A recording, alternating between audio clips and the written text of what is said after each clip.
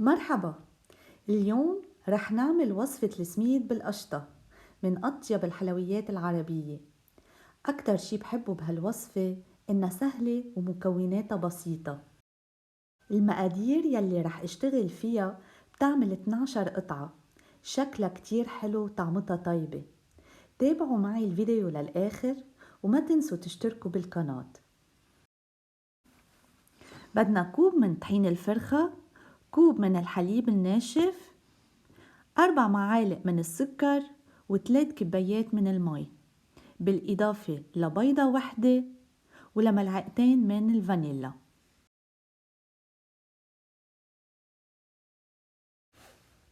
بضيف المكونات الجافة كلها مع بعض من طحين الفرخة، حليب البودرة والسكر، وبضيف عليهم 3 كبايات من المي.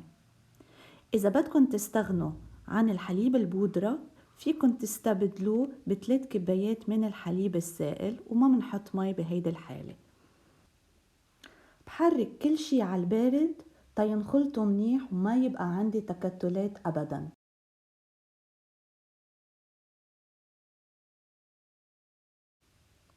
بخفق البيضة، برجع بزيدها فوق المزيج السائل وبحركهم كلهم مع بعض لحتى يصير في عندي خليط متجانس.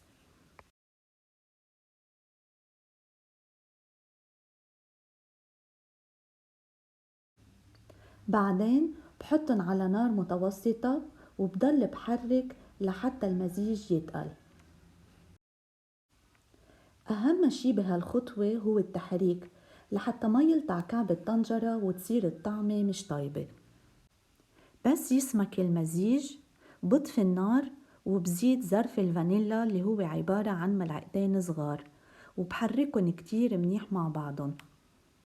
بمد المزيج هو وسخن بطبق مقاوم للحرارة، أو بحطه بقالب مثل ما أنا عم بعمل وبتركن لحتى يبردوا منيح. بالخطوة الثانية رح منحضر القشطة. نحن بحاجة لكوب من الحليب البارد، لظرفين من الكريم شانتيي، ولكوب من القشطة المنزلية.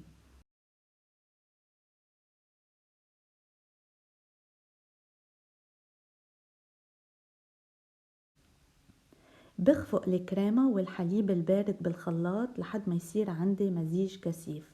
وهون نقطة كتير مهمة، الأفضل إنه نحط كباية الحليب بالتلاجة قبل 10 دقايق من الشغل. بس تشتد الكريمة بزيد عليها كوب من القشطة المنزلية. ليلي بحب، وصفة القشطة موجودة بالرابط.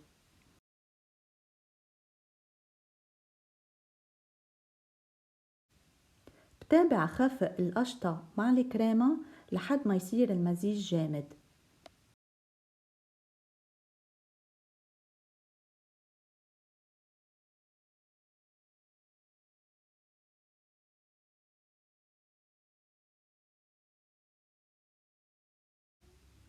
هلأ وصلنا للخطوة الأخيرة.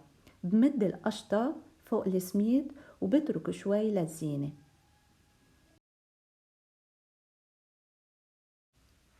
منزين السميد بكمية القشطة المتبقية، برجع بحطها بالبراد لحد ما تسقع منيح. منزين بالفستق الحلبي ومنقدمها مع القطر والفراز. ألف صحتين.